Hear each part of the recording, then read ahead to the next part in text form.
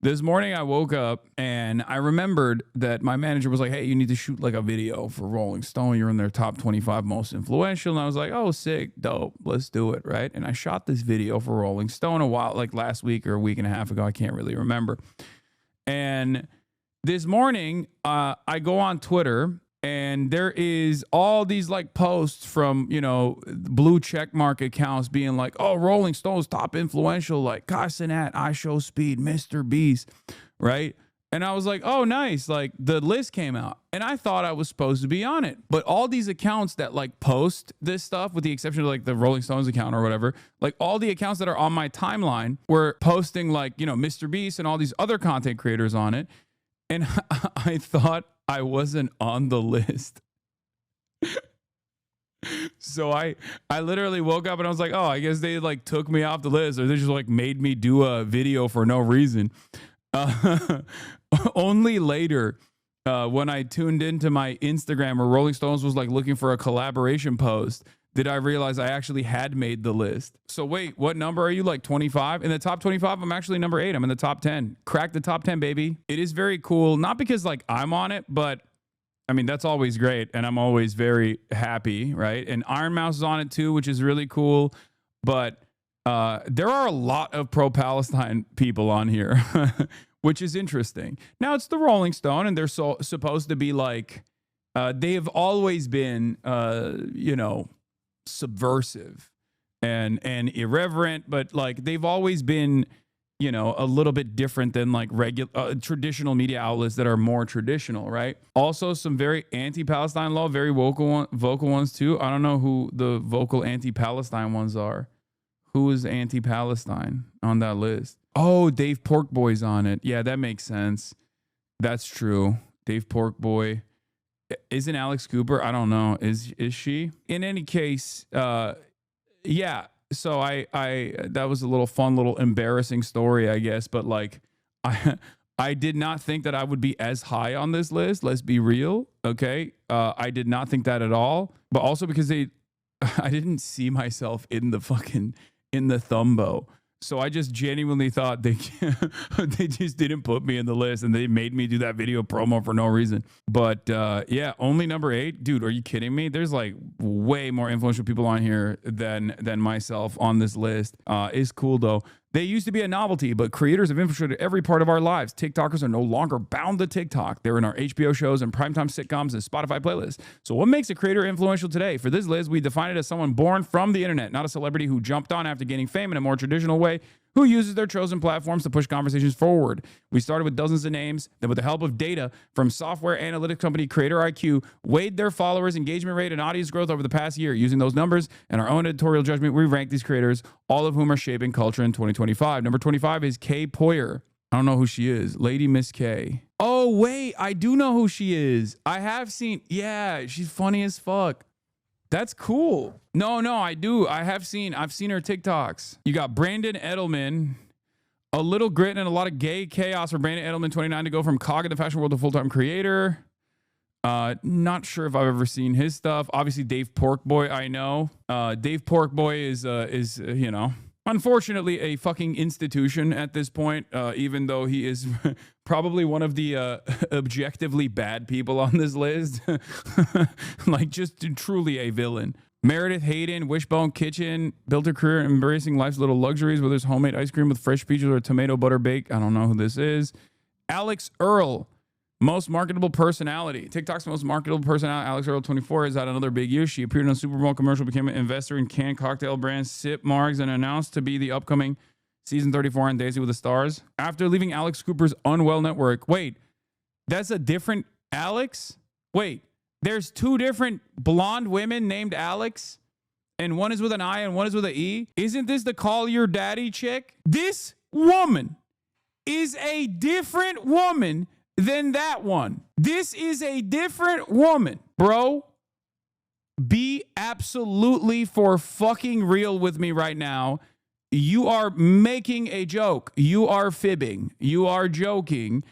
That is the same woman, bro. You are so face blind. No, that's the same woman. She just got different makeup on. They don't even look the same. Okay, bro. Y'all are fucking, that's crazy. One is more Republican coded. Shut the fuck up.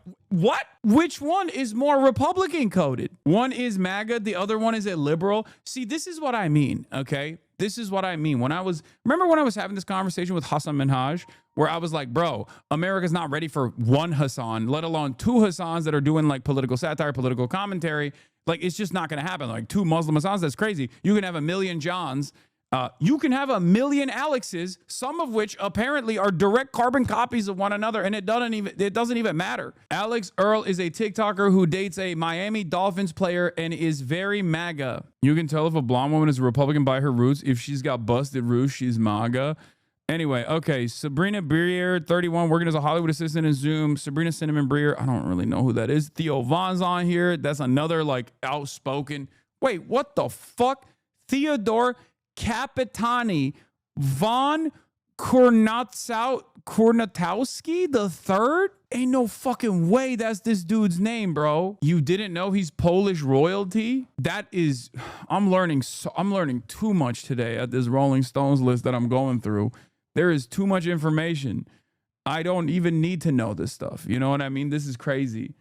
Is this how you find out Theo Von is a literal aristocrat? Ain't no way. Are you serious? He's actually a literal, honest-to-God aristocrat. Hasan Abi is not tapped in? No, I'm not. So he's like most likely a little inbred is what you're saying. Because let's be real. There ain't no fucking way that you can have aristocratic roots without having a little bit of that inbreeding. Like, that's what we're having. That's like actually what's going on here. Anyway, all right. We got Theo Von, Anika she. These days, viral moments, 27 going to hand, about ancient Egypt, stainless steel. Iron Mouse. Pog. Iron Mouse went on air. Puerto Rican Twitch creator Iron Mouse may remain anonymous, but she's become iconic with her pink and purple hair, avatar, and high-pitched squeaking voice alone, which is real, she claims, as a result of lung infection due to COVID-19 complications. The vlogger and gamer is a mainstay in VTubing, virtual YouTubing, or using graphics and motion capture software to mask one's identity. I love when they try to explain what like this concept is to a fucking boomer / normie audience. VTubing, virtual YouTubing, or using graphics and a motion capture software to mask one's identity. And the most subscribed female Twitch streamer of all time. I feel like people are embracing VTubers more than ever, and it's really cool to see. She tells Rolling Stone, aside from streaming, she's also a singer. She's released 2 singles in the past year, as well as being featured on a Canadian rapper BB No Money single, 1-800-SC.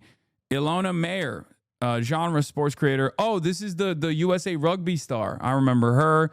Speedy Moorman, he was the one who interviewed Joe Brandon, if you remember. Tefi Pessoa, hello Tefi. Estefania Vanegas Pessoa, known to the world as Tefi Pessoa, often thinks back in the time of storytelling in Miami Middle School. Ask Tefi, I don't know who this is. Drew Afuelo, I know her. There's a lot of content creators I know on this list. Duke Dennis, obviously. Jake Shane, influencer comedian Jake Shane turned his octopus dish review account into a comedy journey. Octopus Lover.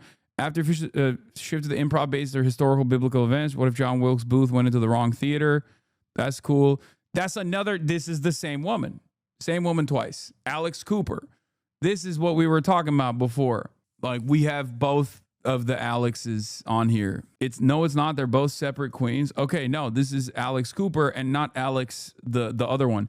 One of them is MAGA, and the other one likes Kamala Harris. I got it. I know. Okay.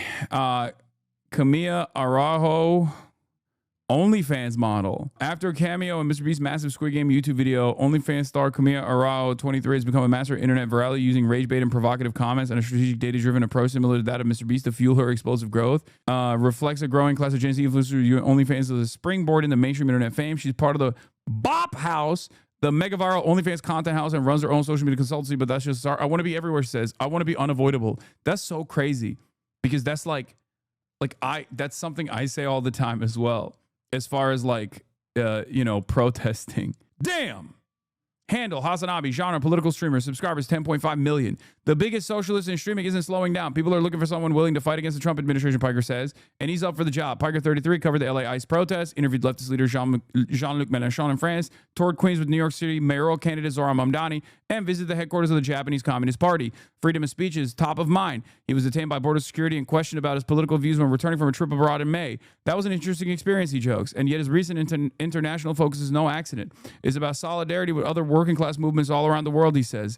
It's a united struggle. You almost cleared Mr. Beast? Yeah, that's crazy. Like, having me be so close to Mr. Beast and all these other like actual massive content creators is kind of wild. I'm not gonna lie. I don't know what they were doing over there. They went nutty mode on the woke side, you know? We got Mr. Beast. Caleb Heron, number 6, deserves all the good things. Deserves all the praise. Got to have him on the Fear End podcast. Got to have him on not just the Fear End podcast, but got to have him on the stream too. I think we could have so much fun. He'll finally make your stream worth watching. Shut the fuck up, chatter. And then we got our Queen Lynn Blackwell at number 5. She's killing it. I'm very happy for her. She's blowing up. And you got number 4, Kai Cenat. Obviously, this one made me very happy though. Miss Rachel obviously deserves all her flowers. She deserves all the praise. She is the GOAT. I'm a political commentator. This is my job. I am a very opinionated person. I always have been. I'm a very stubborn person. So my expectation is never going to be that someone who doesn't do that as a profession first and foremost, to maintain that same level of necessary stubbornness and clear conscience on an issue that is considered the third rail of American politics that most people are too afraid to touch. So the very fact that Miss Rachel, despite being like a brand that is in Walmart and a massively successful Netflix show, the fact that she said, look, it does not matter. I am going to absolutely, regardless of the finances that I am basically casting aside as someone who is at the absolute top in terms of content creation, who has become like an institution for children's entertainment. I am going to actively keep pressing and actively push to try to give people an expanded permission structure and advocate for Palestinian emancipation. It's amazing. She is amazing. I really, really, really respect her. And then, of course, number 2 is Drewski, which is, fine. He's funny. I get it. But number 1, same with ISHOWSPEED. I mean, ISHOWSPEED doesn't obviously have like the same, I would say, background information as like Miss Rachel, but it's very cool to see 2 of the top 3 content creators on here being unconditionally pro-Palestine. Like that's very dope. That's very, very cool. How do you become a global phenomenon? For ISHOWSPEED, it starts with never turning the camera off. ISHOWSPEED has transformed childhood nickname Speed into his longtime love, video games into our streaming empire. Born Darren Watkins Jr., the Ohioan 20 is best known for his worldwide streaming tours, where the camera stays rolling as he meets foreign dignitaries and sports legends, plays and pick up soccer matches, films music videos for his budding rap career, or is hounded by massive crowds. Speed's teen antics have gotten him in hot water, but he's addressed each controversy with a genuine apology, all while drawing millions of views with his boisterous energy and cultural curiosity. Once again, for Speed, it's like I match his career and his development as like a literal child. Because I think he started off at like 14, right? Like he was on camera when he was 14. He blew the fuck up when he was like 16. That's never going to be good for anyone's development. The very fact that he could have been the biggest shithead on the planet and instead has basically had weird politics overall, but uncompromisingly is pro-Palestine and also pro-trans is so shocking to me. He is like the reversal of the average American liberal who will refuse to take a stand on Palestine or refuse to take a stand on trans issues, but is like otherwise very progressive optically. And he came from Ohio. That makes it even crazier to me. Think about his orbit when he was initially blowing up. It's like the Aiden Ross. Like he could have been worse than Aiden Ross, you know? And the very fact that instead of doing that, he just does like fun content. You know, it's high energy. Maybe it's not for you. Maybe it's for a younger audience. But like the very fact that he is from Ohio, blew up with like a crowd that that could have led him astray, and definitely had like a lot of problematic and horrifying moments when he was a literal child, and instead has become this person that is an institution in and of itself, who does like positive content all over the world. I really, really appreciate that. It makes me very happy. Yeah, you got LeBron and you got ISHOWSPEED, Ohio's GOATs. This is a perfect demonstration of ISHOWSPEED in general. Look. It's right here. Israel's right here. Bye-bye, Israel! That's not Israel, dude. What is he doing? Bye-bye! Bro blew up Saudi Arabia going, bye-bye, Israel. Close enough, I guess. I'm from Palestine. Free you! This is awesome, too. I'm from Palestine. He from Free you! Free you! I know, free Palestine! Free you! Free your daddy! Free your mama! I want your stream. Free you, man! Free you, dog! Oh, you're the best streamer out there. Thank you, bro. Are you in jail right now? Where you from? He said, free you! It's awesome. Here's one that went viral. Why is this age restricted? You will not love Israel.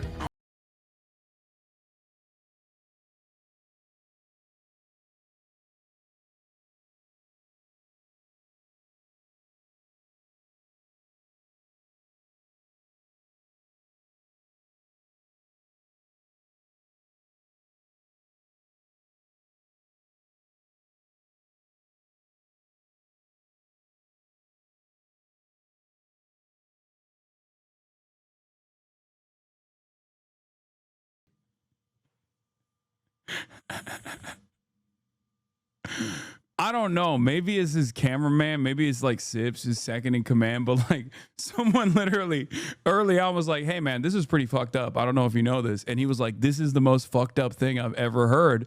Free Palestine. And he has just never stopped saying it. Yeah, more effective than 1,000,000 hours on my fucking broadcast. Let me tell you. If the adults that chirp at like people saying like, yo, Israel kind of sucks. If they only knew that a bunch of the teenagers are totally fucking anti-Israel because of the most popular Luffy ass content creator. Like his advocacy quite literally is not dissimilar to Luffy, who he loves obviously as well. Like he is the closest like real world equivalent to Monkey D. Luffy, in the sense that he's freakishly athletic and also is uncompromising and unconditionally on the right side when it comes to imperialism. Specifically, Israel, Palestine, in that situation, and it also doesn't like make too much sense. You would wish you were ISHOWSPEED. No, I'm very happy with who I am, but I do appreciate him quite a bit for all the reasons that I just mentioned. He's also somehow pro-China. I know, that was also dope too. Wait, what the fuck? According to this list, a guy with 1 million followers is more influential than me. What did I do to piss off the Rolling Stone? Okay, dude. There's no way Mr. Beast posted that. That's so funny. No, Mr. Beast didn't actually post that. Chatters, calm down. It's Caleb is making a joke. Wait, he did? Oh my God, he actually did. Oh my God. Oh my God, he did. Oh my God. Are you fucking real, dude? Why would you post that? You sound so bitter. Oh my God. That is crazy, bro. You're Mr. fucking Beast. Why the fuck do you care about where you landed on the Rolling Stones influential list? That's crazy. I genuinely thought that he would have the wherewithal not to post some shit like that. That's fucking hilarious. Motherfuckers' faces on Walmart shelves. Yeah, what the fuck? That's crazy, bro. That's not a good look, man. Delete that shit. What the fuck? That's funny. That's hilarious. Does he think the Rolling Stones are in charge of the Rolling Stone magazine? Maybe. He's a corporate psycho who plans everything to maximize user gross store bitch fit. No. It's for that very reason that it doesn't make any damn sense. This is so stupid.